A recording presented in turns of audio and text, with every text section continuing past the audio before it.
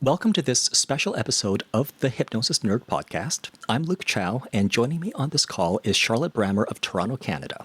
Today is April 15th, 2020, and social distancing is still extremely important around the globe, and that's why this episode is being filmed online. Charlotte is a registered psychotherapist, EMDR therapy practitioner, certified hypnotherapist, and equine-assisted psychotherapist. She specializes in the treatment of obsessive-compulsive disorder, post-traumatic stress disorder, and complex trauma. Charlotte has been in private practice since 2007, and her website is livingclarity.ca.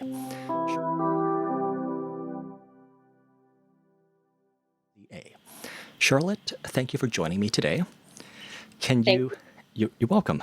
Can you start by telling us a little bit about yourself and your practice? Absolutely. So just a quick summary on sort of me. I guess I would say that I've always been a highly sensitive individual. And so through exploring consciousness and through my experience with different people in my life, I became really passionate about learning how to heal, how to grow, how to experience my own consciousness. And that really translated into the types of modalities I decided to look through and learn from. So my practice mainly now is for individuals who experience anxiety, post-traumatic stress, who are basically ready to become accountable in their lives and to go through deep, profound healing and really, really start to create change. Fantastic.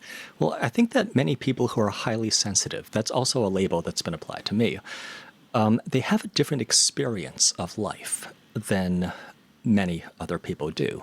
I mean, I kind of imagine that a cat or a dog has a different experience of life because they're more sensitive to different sounds or to even changes in atmospheric pressure. We'll talk about sort of how animals can communicate with human beings and teach us many things later on during this interview. But I think that human beings, even among our species, people who are highly sensitive have a different experience of life where even if your client is not or doesn't identify as a highly sensitive individual, there are things that you could teach them. So I guess one follow-up question is if you could say, especially during this time, during a pandemic where people are isolated, people are disconnected, many people are scared and anxious in their own homes. If you could say something to people in that situation, from your perspective, what do you think everyone should know about life and their experience of life? Right. So I think the biggest thing that I would say is that there's been a pause button pushed on the entire world. And we have an unprecedented opportunity to go within, take 6 deep breaths, calm our nervous systems, slow down, and really start to look at what's essential in our lives. When have we had the space away from our to-do lists, our jobs, our kids, where we could actually do that and say, what do I actually want? Do the systems actually work for me? And,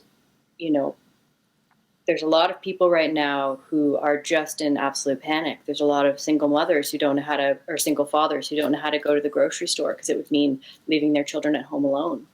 We have a lot of individuals who don't know how to pay rent. So we have a wide variety of people in the emotional spectrum. And I think no matter where you are, whether it's in extreme anxiety or whether it's more calm and embracing and letting go in this process, anytime you can bring your nervous system back to calm, it is going to be helpful.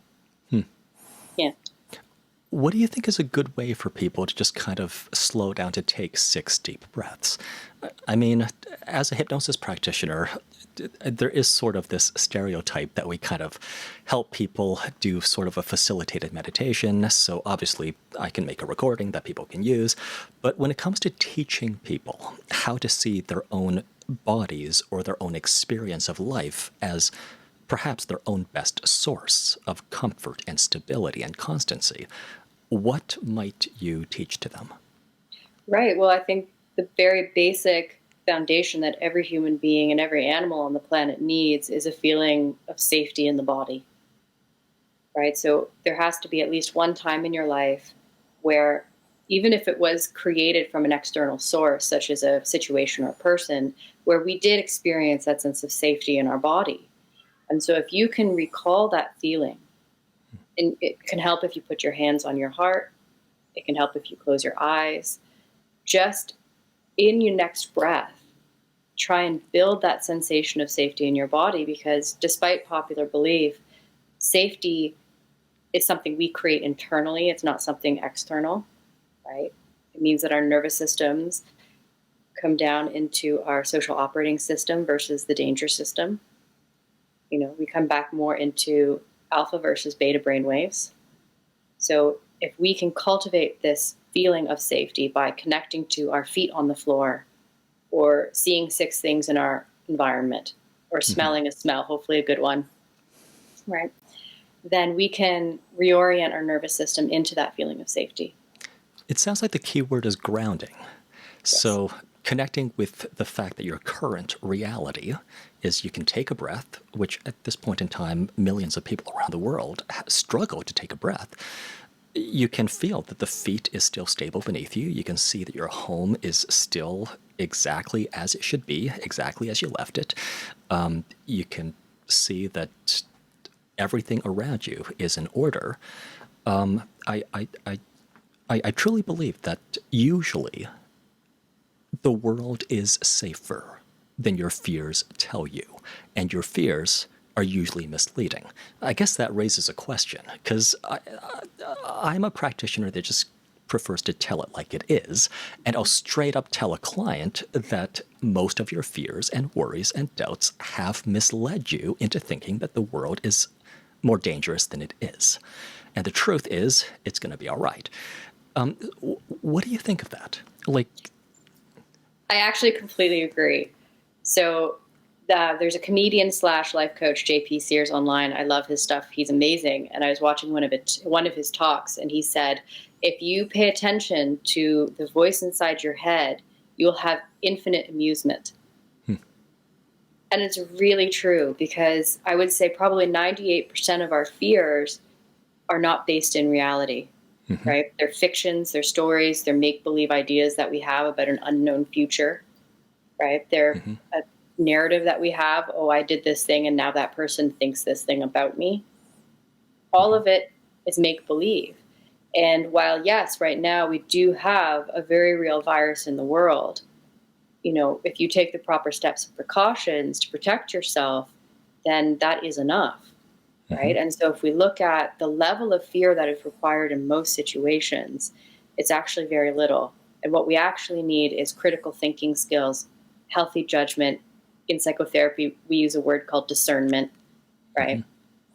And that's what's actually helpful. So if you look at most of your fears, I 100% totally am on board with your opinion that they're mostly, to use a word, crap.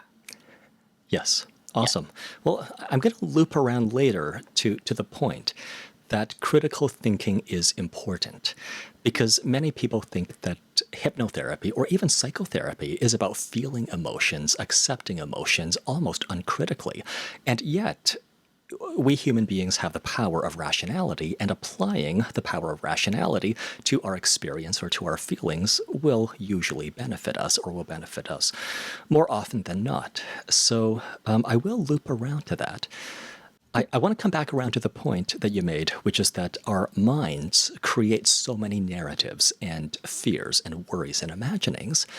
And to tie that thought in with the theme that we're going to be teaching the listeners how to stay indoors and how to entertain themselves, what advice might you give for someone who is isolated? They've read all the books on their shelf, they've browsed Netflix and so on, and they're left with the richness of their own imagination. What might you say to leverage that to their advantage now that they have peace and quiet? So I'm going to break this down into a multi-point idea.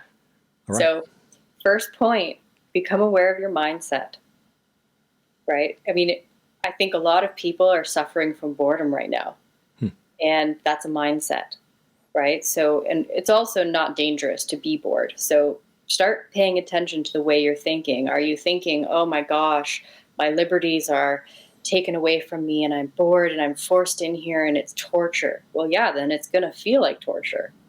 Or are you using it as a way to dive deeply into your consciousness, to explore your inner workings? Are you using it to, and here's my second point, start exploring things that you actually like, right? When you really take away bars and clubs and you take away sports and you take away, well, new video games potentially, although now we can download online. So there's kind of infinite video games. But if you take away new Netflix shows because you've already binged them all, it leaves us with huge amounts of time where we can actually start exploring new things. What would it be like? And Amazon is still working, stores are still shipping. So like, what would it be like to actually get some paint and like try to paint? What would it be like to actually start learning a new skill set that you've always wanted to learn, or a new language? I think we live so numb, or we live so fast paced, or we live to do rather than live to be, that we forget that we can actually explore things that will enrich our lives, that will expand our brains, that will expand our depth of feeling. And so, one, become aware of your mindset, and two, start exploring things that you've never done before that you might love. And I would say a key word, if our listeners are going to just Google, it's the humanities. The humanities have been underappreciated in this world of science and technology, and yet, through more of human history than not, storytelling, music, art, philosophy have been what we engaged in at the end of a workday.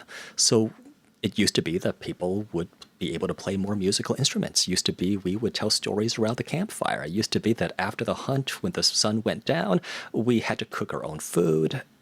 And that's often a long-lost art in today's society. So I think that a revival of the humanities, all that we human beings do uniquely and creatively, is possibly one good thing that might come out of this whole forced isolation. Completely agree. That may be a resurrection of ceremony. Yes.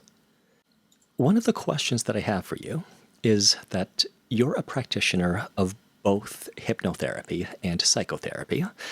And at least when I was training as a hypnotherapist, or a consulting hypnotist is the term we use these days, there was some, at least what I perceived to be, animosity between psychotherapists and hypnotherapists, where hypnotherapists often had almost a paranoid view that psychotherapists were out to get them. And yet you sort of straddle both spheres, and I've invited you to this show called The Hypnosis Nerd. So in your view, what do you see as the similarities and the differences between these two practices? And do you think that comparing and contrasting them is an unnecessarily contentious exercise to do? Oh, it's completely unnecessary, because they are, psychotherapy and hypnotherapy are like best friends. They work incredibly well together, and they work within different fields, right? So they're complementary fields. So I think that on both sides, there's a lot of misunderstanding. And in recent years, with information being so readily available, I think that gap has been being closed. So where I use hypnosis is probably going to be a little bit different than a consulting hypnotist, because I often will put some psychotherapy into it. But the biggest differences that I sort of have discerned throughout my practice and through knowing many different practitioners in both fields is that hypnosis is incredibly powerful and incredibly useful for helping people learn how to resource themselves. So, we have an epidemic right now of depression and anxiety, and, well, now after COVID, more than likely OCD in our society. And hypnosis is incredibly powerful in helping teach people that they actually have vast amounts of control over the way that they think and feel. And it teaches people how to calm. It gives them tools and resources on how to do that.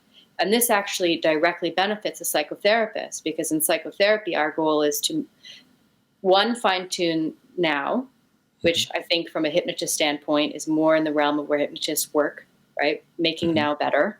Yep.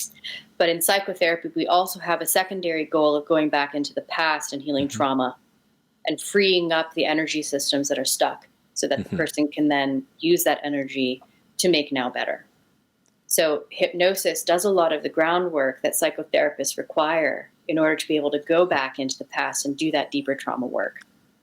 That's interesting because I've always seen it as the other way around, where psychotherapy, by handling the past and resolving past trauma, lays the groundwork for a hypnotherapist or a hypnotist to have a stable foundation to build on and then do the present and forward-looking work. But I guess both are important. They can't really Yes. be separated from one No. another. And you're right. Once the deeper work is done, that's where the hypnotist steps back in and can then fine tune the now, right? And that's so it's if we look at the way trauma stops people from being able to make change. So, disordered eating is one of the easiest realms that we can take a look at Hmm. because so many people suffer from disordered eating, Hmm. whether it's overeating, whether it's, actual anorexia or bulimia or eating disorders. Until the trauma is dealt with, that disordered eating behavior and the relationship to food is more than likely not going to change because it has too many secondary gains. So we do need calm first, which is where the hypnotist can really help. Then we need to go in and clean up the trauma. And then the hypnotist can work with the disordered eating to help the client with their motivation and their willpower and to change their relationship to food. So it's sort of, and this is why I say they're very complementary and they can happen at the same time.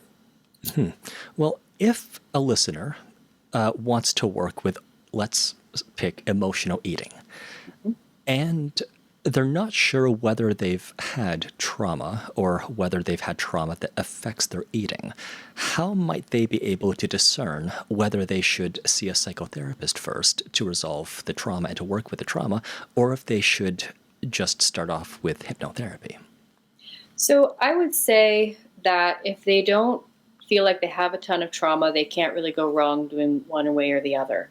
Because as long as you have a hypnotist who is practicing within the scope of their field and they are qualified and they do know what they're doing, then you can't technically make an issue there, Hmm. right? Um, Studying the weight loss scripts and studying I mean, it's not what I particularly am gifted at, so I don't do Hmm. it. Yep. But you're not going to create more damage. And anytime you can help a client feel empowered, or anytime you can help them just recognize the difference between an empowering and a disempowering choice, that can be helpful. Hmm. And if at some point the process gets stuck, that might then determine that they need to go a little bit deeper.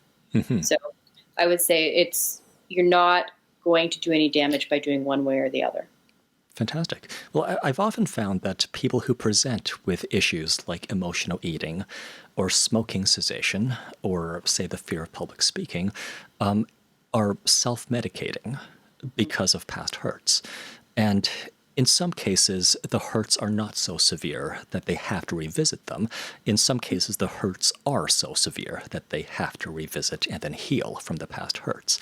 So sometimes they just have to pick an approach, start to explore themselves, and as long as the messaging is beneficial, which is a point I'm going to loop around to in a moment, but as long as the messaging is beneficial and the practitioner knows what they're doing, then picking any approach is better than being paralyzed by trying to pick one out of a whole universe of different approaches. Absolutely. And there's also lots of individuals that just don't have tools or resources or skills to calm down. And so they go to food or they go to smoking. And once they actually have a skill set of how to calm or how to, you know, emotionally detox from a Hmm. tough day, Yep. right? Then naturally those behaviors fall away. So it might not even be trauma related. It could just be that, they were never taught the skills. Well, that's a very useful point to make that I think a lot of practitioners need to hear, because I've often heard hypnotherapists claim that all fears or all self-harming or detrimental habits are rooted in trauma. And I think that's too absolute of a statement. And in many cases, you're right. They just never had better habits modeled to them. They were never taught healthy eating habits or healthy decision making. And as soon as you step in to say, well, here's how a healthy person does it, here's how a healthy person thinks or decides, all of a sudden it clicks. And there's Yep. no shame in learning as an adult what was not taught to you as a child, especially since we're members of the smartest, most adaptable species on the planet. So as long as the listeners see themselves as lifelong learners, then really there's no need in every case to revisit the past. And Yes. instead, you can just adopt as an adult the kinds of attitudes and perspectives and beliefs that will serve you today and in the future.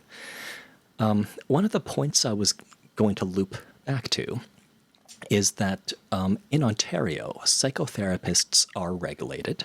There is the College of Registered Psychotherapists of Ontario, and they have their standards, they have their educational requirements and continuing education requirements and so on. But hypnotism or hypnotherapy is not regulated. And I myself believe that some practitioners are taking cases that are beyond their training or out of their depth. And I also think that some of them are promoting ideas that could even be harmful to their clients. And I'll give you two examples. Many practitioners, many hypnotherapists will do something called past life regression under the idea that we human beings, first are reincarnated after we die, and we carry a karmic debt, and the karmic debt is then paid in future incarnations. I think I might be oversimplifying it, but essentially that it's not because of childhood trauma or earlier life trauma, it's because of trauma that happened before you were even born. And many hypnotists or hypnotherapists will take people into past lives. And I think it could be detrimental because if the client has actual childhood trauma, then the practitioner is not addressing the cause of their issues. And the practitioner is delaying proper treatment of that trauma. Another example of where a poorly informed practitioner could, I think, do harm to their clients is if a client sees them for depression and the practitioner has the idea that uncritical, absolute positivity is the way to speak to the client, then there's going to be a huge disconnect between the practitioner's state of mind versus how the client's feeling, and that might discourage the client from seeking further help. It might cause the client to believe, for example, that they're unfixable. So my two questions for you are, do you agree that that an unskilled or poorly informed practitioner can do harm to their clients, that hypnosis is not, in other words, totally safe? And if we can't look at certification or licensure or registration as a mark of competence, how would you yourself interview or pick a hypnotherapist or a consulting hypnotist for yourself or for a client of yours? Good question. So first, I absolutely agree that a poorly trained or potentially somewhat ignorant practitioner can do damage.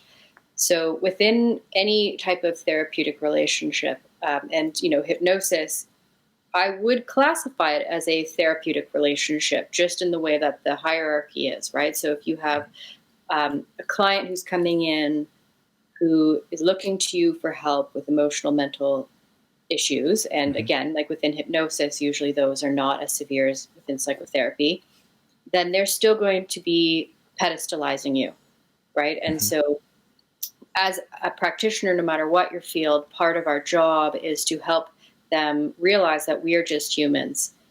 Because someone's coming in with such intense vulnerability and because someone is coming in with such intense hope, you can potentially do bad hypnosis, and this is not just within hypnotists and consulting hypnotists, this is in any field. There are bad therapists everywhere.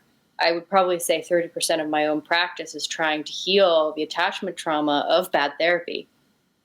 Now, that being said,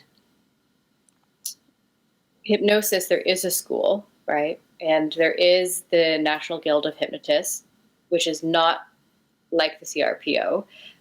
But I think it would be really helpful in the future if we could look for some type of registry process, look for some form of certification on maybe even it would be interesting to see if we could go global with that, just so that we could have the same sort of approach. We could have more of a centralized sharing process, because, if we look at different countries around the world, they're all doing very unique cutting edge research, and so anyway, I think that there's a lot of potential and a lot of possibility. But until then, for me, I interview every practitioner that I work with. Mm-hmm. And I ask specific questions. How long have you been in practice? What is your methodology? Whose work would you say you most closely align with? Mm-hmm. Things like, what is your belief system or your ideology around the client-practitioner relationship, right? So questions for you that are going to help you decide if this person is safe or if they know what they're doing. I would even potentially ask them to describe what the process is like, right? Describe what, and it's hard for any practitioner in any field to be able to give you a timeline. Mm-hmm. That is so individual. But say, what does the process usually look like? So as an example, in psychotherapy, you can say that it's 4 phases, right? You have the first phase, which is intake, which never truly ends. You have the second phase, which is stabilization, where we do teach the tools and skills and teach people how to regulate themselves. Then in phase 3, we have reprocessing, which is where we do the deeper healing and trauma work. And then stage 4, which lots of people refer to as the termination phase. I prefer graduation phase. Termination just feels a little bit. So graduation, which is where, ultimately the client fires the therapist because they graduated and attained what they wanted, mm-hmm. which is a good bittersweet day. Well, it's reassuring, I think, to hear that there is that graduation phase at the end, because one of the fears that I think many people have about starting psychotherapy is they're worried that the rabbit hole will never end, and it's going to go on for the next 20 years. So starting with that end in mind, I think, is important. And I think that sometimes people seek hypnotherapy because they're hoping to reach the graduation phase after 1 session or after 3 sessions. Mm-hmm. And it's not that it never happens like that, but you're right. The timeline can be hard to predict. One analogy that I'll use is that the same instructor can teach 30 students, and the grades on the final exam will range from F all the way up to A+, even though all the students had the same instructor and sat in the same classes. So thank you for that. When it comes to your own work, if you have a client and you've had a few sessions with them, so they're past the intake phase, and you were deciding whether you wanted to use hypnotherapy or hypnosis versus other forms of psychotherapy. When would you pick to use hypnosis, and when would you clearly pick not to use hypnosis?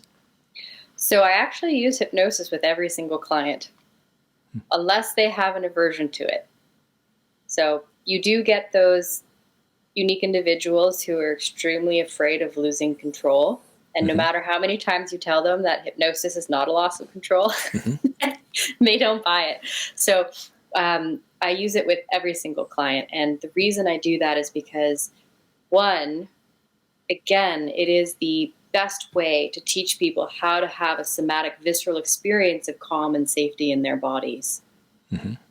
Just plain and simple. And 2, it is also an extremely beneficial way to create a buffer between them and what they potentially may or may not feel.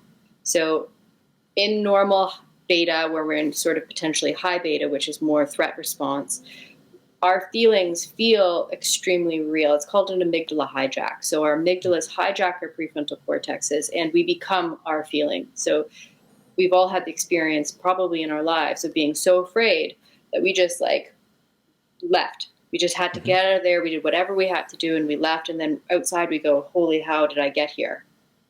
Right. So that's an amygdala hijack. Now that's an extreme case, but in hypnosis, because we're facilitating the brain down into theta, there is more space between a feeling or a thought and the I that is witnessing that feeling or thought. And so it's actually very helpful from a psychotherapy standpoint at that point for me to be able to go in and show them how to witness, how to track.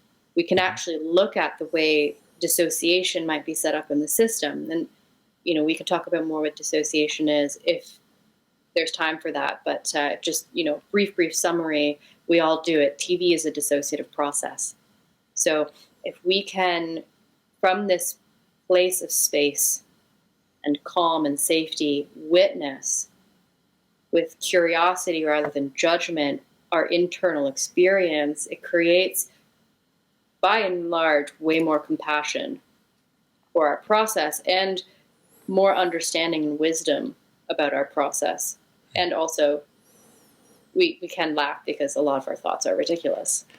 Well, one metaphor I've been using since last Halloween, actually, is that if your mind is like a haunted house, then anxious thoughts, fearful thoughts are like the cardboard cutouts that pop up to give you a cheap scare. Now, there's no actual substance behind the thought. The thoughts only have the appearance of being intimidating or threatening or potentially harmful.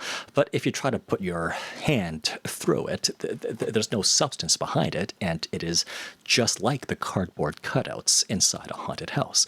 And in hypnosis or outside hypnosis, that metaphor seems to resonate with people. Feel free to steal it. I just might. A similar one is like horror movies. I mean, if you are so immersed in the horror movie that you feel like you're in the darkened forest, then of course your body will react as though you were facing down a threat. But if you take a step back, look around you, see that you're in your living room or in a movie theater, and you can turn up or down the volume, you can hit pause if you want to, well, then the horror movie is not as scary and it's seen as just a movie rather than reality. So framing anxious or fearful thoughts as being unreal, it comes back to a point that we made earlier, but I think it's an important thing to do. Absolutely. It's somewhat Buddhist influenced too, which is a point I wanted to raise earlier, in that it's kind of like, especially those who live alone or with a small group of roommates, it's like we've all been forced during this shutdown to live like monks. We have to eat more simply. We have to live more simply. We have a lot of spare time, a lot of quiet to reflect and to study. And some people will take a sabbatical for a couple months to be in a nature reserve or maybe even in a monastery for a few years to have that experience as something on their bucket list. And even though none of us chose the timing of this, one way to see the current situation that so many of us are in is to see it as this is time to kind of reflect, to hone your mind, to explore your consciousness, and there is a wealth and a richness of experience that many people never discover because they don't set aside the time to look inside their own heads and to do things like separating the real thoughts that refer to something in reality from the illusionary thoughts that don't refer to anything that's in reality. Well, and it's really, I mean, the more down this rabbit hole you go, it becomes extremely fascinating, because if we look at the mechanism of thought, the body can't tell the difference between an external situation and an internal thought. So right now in my reality, I'm here talking with you over my laptop. My dog's over there sleeping very quietly, thankfully. Hopefully at some point she doesn't go on a barking rampage. But if I look around my reality right now, I am perfectly safe and I'm actually having a lot of fun. But if I were to think the thought, I'm in danger, my heart rate just started going because my body cannot tell the difference between my external reality and a thought inside my head. Mhm. And so this is where, I'm going to use the word vigilance comes in, because if you let every thought slip through your conscious awareness, then you are at the whim of a lot of stuff. But if you start becoming aware of it and you start unidentifying with thinking, like I think the biggest disservice to human beings was the statement, I think, therefore I am. Hmm. Because that is not true. I've had many a time where I'm not thinking and yet I still am. Right? So if we can disidentify with our thoughts being us or our feelings being us, then we can look at them more critically. Right? But if I'm attached to my thoughts as me, then I'm going to feel like I'm going to be annihilated if I start trying not to think certain ways. You had mentioned earlier that all of your clients are now seeing you online through online video conferencing software. And I, as well, am seeing all of my clients online, or I'm making them a recording offline and then emailing them with a recording, usually for returning clients, usually not as a first experience. In your experience, have you found that online therapy or telehealth or virtual hypnosis is just as good as in-office work? For the most part, yes. And this is not like my practice has been online for a while. It just has only been for a few individuals who are around the world. And it worked out more easily that way. But I find outside of the somatic relational psychotherapy, in which touch is a part of that therapy, I find it's just as helpful. I mean, with hypnosis, we go off of a lot of body cues. So the breath, eye movements, there's a look on people's faces that happens when they go more internal. The eyes underneath become a bit more hollow, so you can see when they're processing versus when they're not. So as long as you still have that visual, you can absolutely still do things like hypnosis or even EMDR over something like Zoom or over a private network.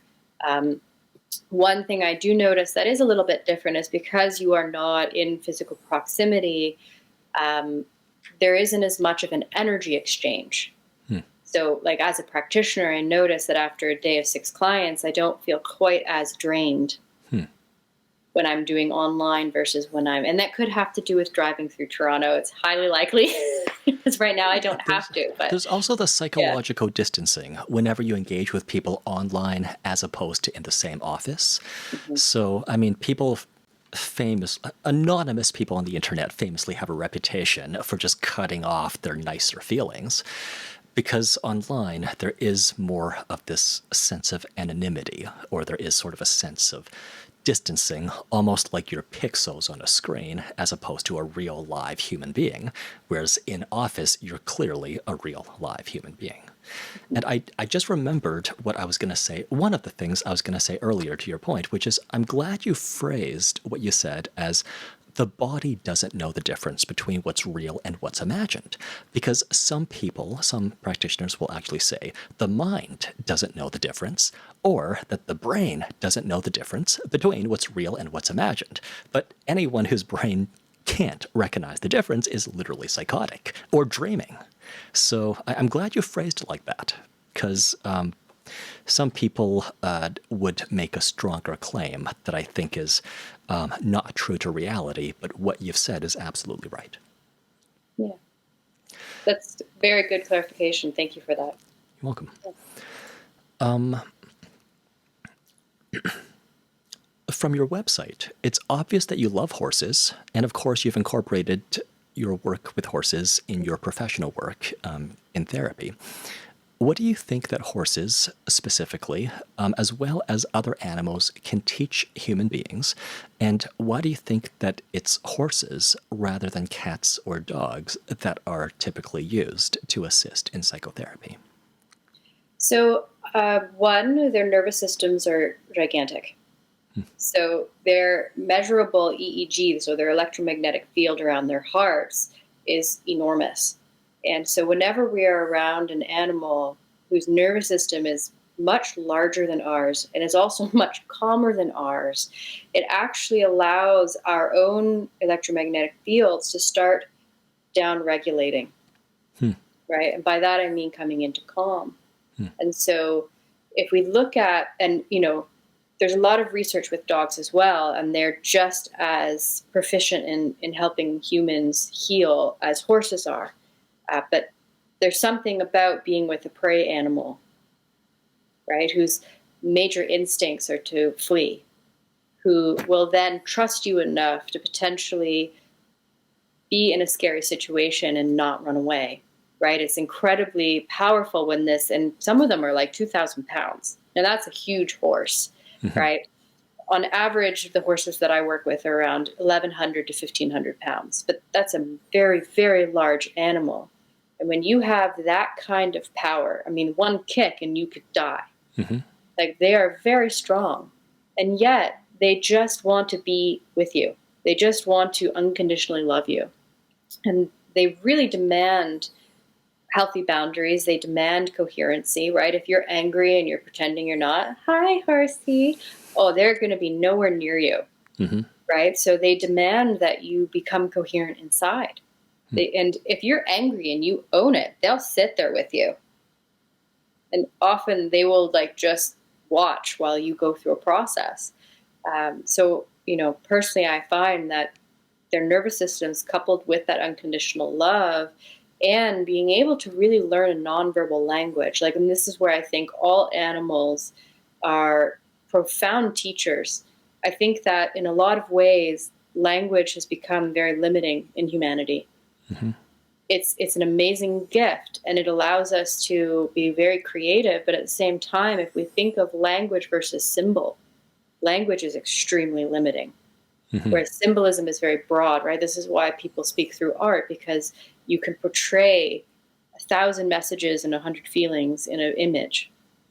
Whereas you'd have to write an essay to be able to demonstrate with words. And so when you work with an animal in a nonverbal realm, your depth of experience becomes so much broader and so much deeper.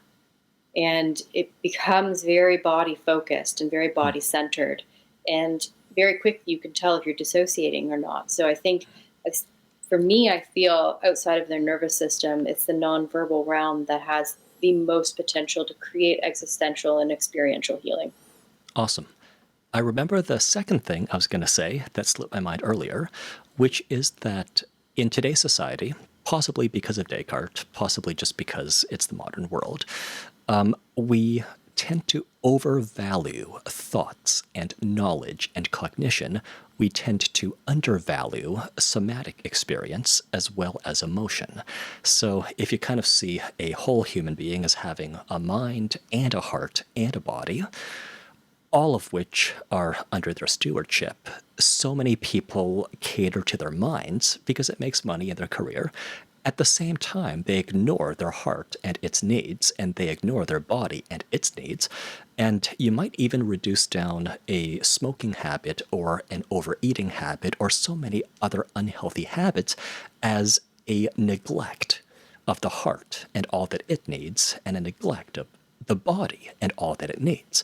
One thing that I often say to clients is sometimes you don't need to go eat food, but you do need some companionship. You do need some stress relief. You do need a break. You do need some comfort, and any of those things will fulfill your needs much better than food, which only fulfills the need for nutrition and energy.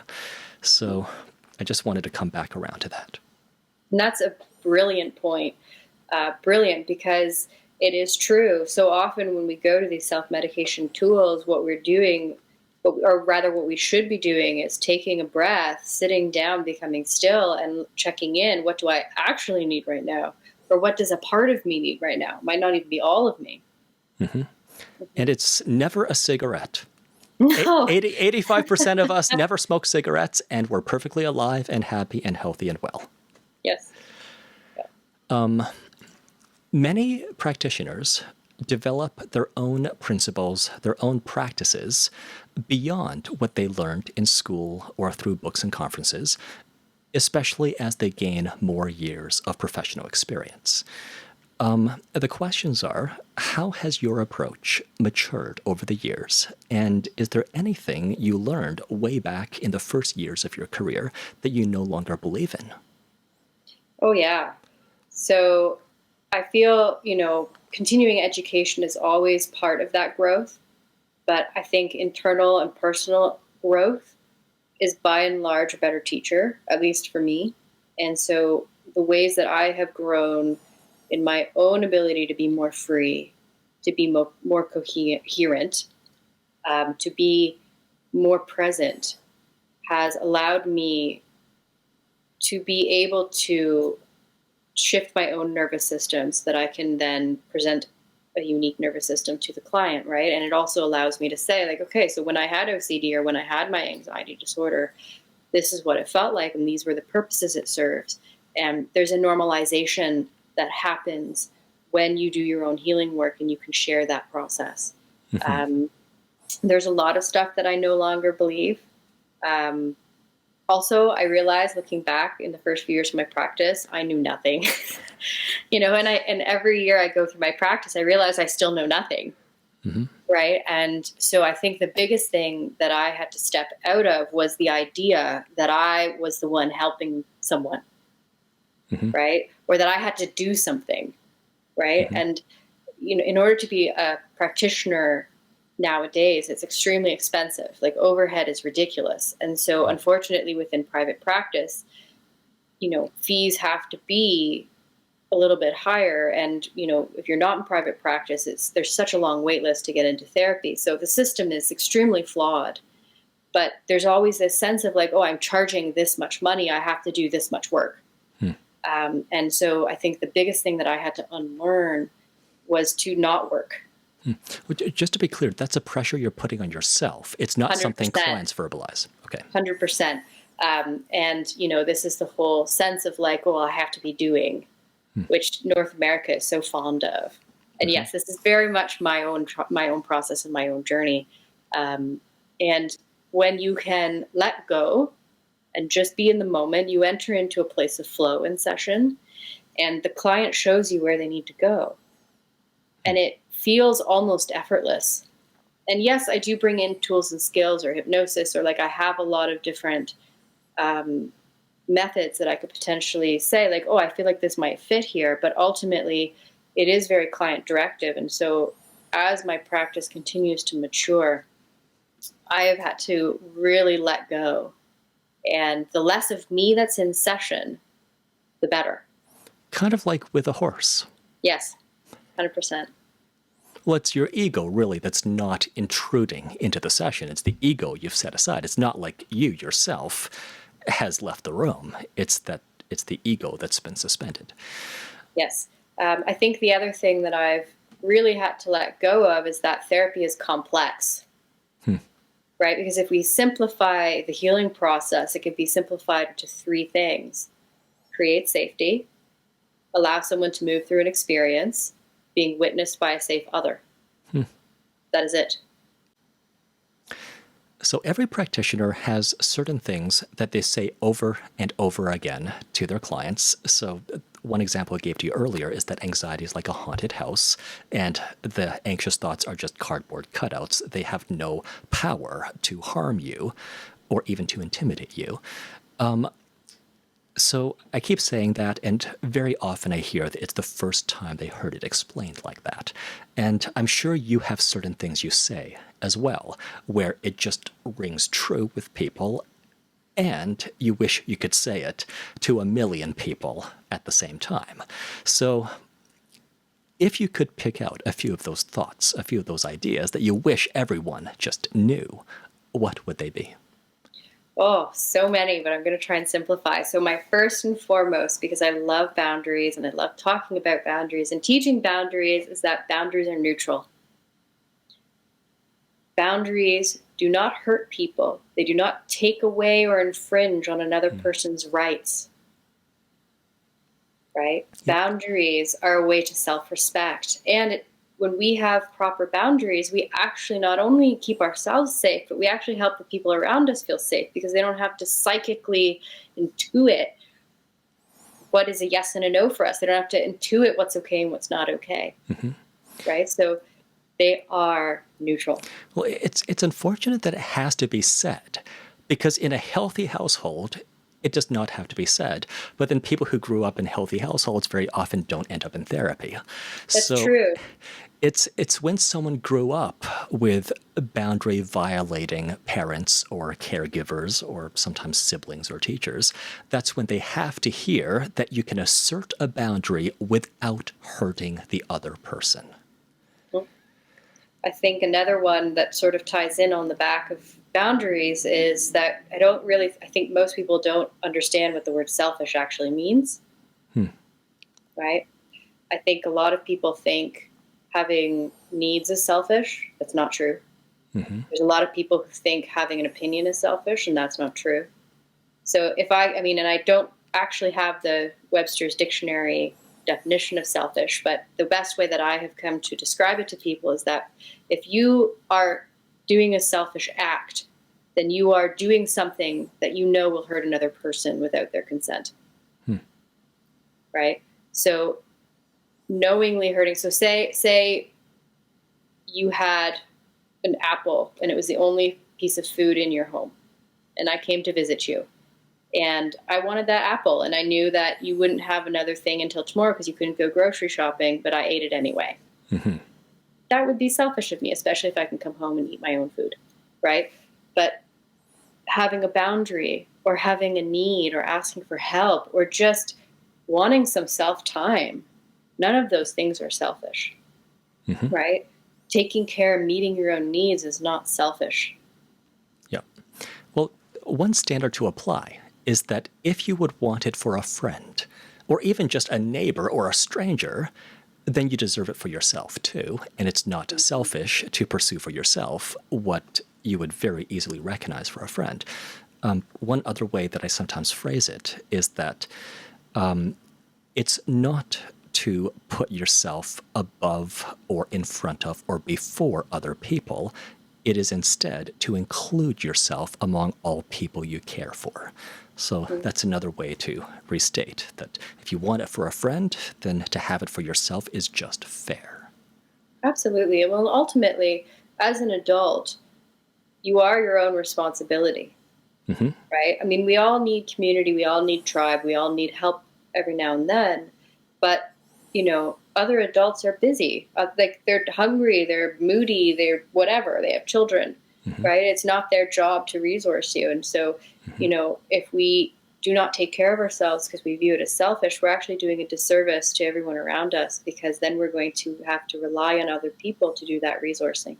Well, that loops back to something you said, or maybe I'm restating what you said, which is that we have to be our own best sources of comfort and stability and safety and relaxation and all the good feelings. That's not really something they teach you when you graduate high school or become an adult. They should. I mean, I wish. I'm still somewhat working on my YouTube series, Things Your Parents Should Have Told You, but didn't. A guide for adults. But one of them is that as an adult, fewer and fewer people are going to go out of their way to give you comfort or to give you praise or to give you positivity.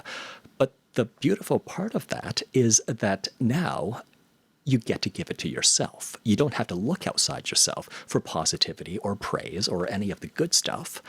And for the rest of your life, you'll be an adult, which means for the rest of your life, you don't just have to be self-critical. You can also, in the privacy of your own mind, be self-congratulatory. You can praise yourself. You can pump yourself up. And in the privacy of your own mind, there's no shame in doing so whatsoever, because to only give yourself criticism without praise or positivity is not just unfair, but abusive.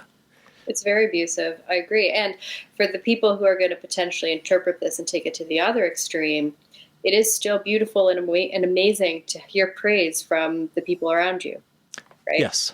And it is still perfectly okay to be having a bad day and reach out to Susan and say, like, hey, Susan, do you have an hour? Like, I could just really use a friend. And it's perfectly okay for Susan to be like, you know what, I can't today. Can we do it tomorrow? Because if you are fully accountable and you know how to resource yourself, then you're going to be okay, even if it takes Susan a week, right? So it's not that we want to not rely on others. It's not that we want to be totally self-sufficient, because that's another form of abuse. But we have to be able to, no matter what, resource ourselves, Well, because people can't always be there. I never intended to say that we are exclusively our only sources of positivity or And comfort or praise. you didn't say that. I'm just trying to Okay. play devil's advocate for Got all it. of the different variations of people's thinking out there. Got it. Yeah. If you were to wildly speculate about the future of mental health and the treatment of mental health issues, what do you see in your crystal ball? That is a very loaded question based on the fact that society is imploding right now. Well, we've talked about how what you've said how little you know, and the longer you practice, the more you realize how little you know. But I would generalize that to say that humanity knows very little about mental health and happiness. In some ways, we're not even incentivized to pursue good mental health or happiness. So, what we're starting from is this idea that current treatments can be improved. Current modalities are not the be-all and the end-all. This current worldwide crisis and shared trauma is going to have ripple effects for years and decades to come, and we're not even at the peak yet. So yes, I think there's going to be an increased need once things start to gain a semblance of normality again. Please continue. If we're looking in the crystal ball, so to speak, I feel, first of all, that we have really come to a place where we no longer can deny in any way that our current system does not work. And I think that we're going to have to really look at all the cutting edge science of epigenetics and neuroscience and all of these newer modalities that are coming out, and the research potentially into psychedelic assisted therapy are some potential places that we can go. I think also, as our society revolutionizes itself, I really truly believe that we need to stop looking at mental health or emotional or physical health as one individual in the privacy of their own therapeutic relationship. I think we need to start looking at it more from the lens of tribe. I think we're going to need to start really honoring elders in our society again and bringing elder wisdom back. I think we're going to have to look at potentially moving more into tribe wellness and community as a healing tool. So I think what we're looking at is, over the past 100 years, with all of our technology and all of our groundbreaking new resources, we have become a society of separation. And that's become extremely clear. And separation is where shame grows. Separation is where mental health deteriorates. So if I could look at where I think as a people we need to go in our healing, I really do see that we need a resurgence of ceremony. We need a resurgence of tribe. We need a resurgence of elder wisdom, of community. And I think we need to change our relationship to mental and emotional health and potential, mental health privilege. And these conversations are going to go a long way to potentially educating people to be able to start having those conversations, because these are complex issues. But I think one of the beautiful things of COVID that we are recognizing is that when mankind is united, we can make change very quickly. I mean, within 3 weeks, the whole world is shut down and there's no air travel. If you were to look at a month ago, you would have said that that's impossible. I mean, I know I would have said that that's impossible. Like, shut down air traffic? What? So if we can unite and if we can keep united, that's where I think healing needs to go. one good thing that might come out of this COVID pandemic, and the fact that half the planet right now is under some kind of mandated lockdown or shutdown, is that in many science fiction movies, it's when the aliens invade that humanity recognizes their similarities and their commonalities and then unites together to defeat the aliens. And we're kind of in that situation today, only it's not a space alien. It's a virus that wasn't in human beings just a few months ago, but that now humanity has united to defeat and to eradicate off the face of the planet so that we can resume our normal lives. So I myself am hoping that this current situation unites humanity rather than divides us. I am hoping that as people have more time to introspect and reflect, that they'll realize they don't need to buy the next thing or to achieve the next thing to find happiness or entertainment or whatever else it might be. I'm hoping that perhaps after this, staycations develop a new prestige or cachet, and that there are some positive, at least environmental, outcomes to this to current events. I completely agree, and I want to take it even a step farther, because if we look at the two core motivators of mankind, it's fear or love, right? Not feel something or feel something. And it's true, when there has been a quote unquote threat, mankind has been very good at unifying from a place of fear, and we do that through using the hammer. We do it through control. We do it through enforcing, right? We do it through sacrifice. And I'm really excited to start the conversation of what if we could actually switch that into unifying through love and through hope and through wanting to create change from a place of what we're doing is no longer working. And that excites me. Right? What if we could, rather than using the hammer, what if we could start creating change based on a place of desire to grow and to thrive and to feel better and to support one another and the planet, and through interconnectedness versus separation, right? Because when we come back to a place of being interconnected and we recognize that we are a part of everything and everything is a part of us, it's a lot harder to abuse the planet or each other, or to infringe on someone else's rights, or to allow governments to potentially continue to infringe on our rights long past the point where we don't need to anymore, because there's always a potential next virus, or there's always a potential next war. So at what point do we have to say, like, the essential things in my life, like being able to touch other human beings, have a hug, you know, like, because it could be very easy right now for society to say we're going to social distance for the rest of everyone's lives. And that's not a society I want to be part of, right? Like right now it's very necessary for very specific reasons. But at some point as a species, we need to move from fear and using the hammer to tribe and unity and creating from a place of love and compassion. Everyone has a voice. Everyone has the ability to relay things like what you've said, or they have the ability to relay what they might have heard the angry person on television say. And I think it's important to add to the public discourse more of these kinds of ideas, because everybody does have a voice.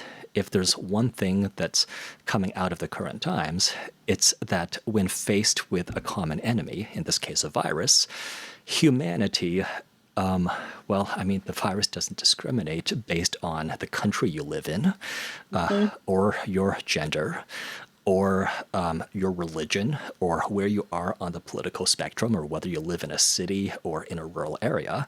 It sees us as human and therefore potential hosts, and we have to make sure that humanity stands united so that the virus doesn't get any more headway into our lives or our good health.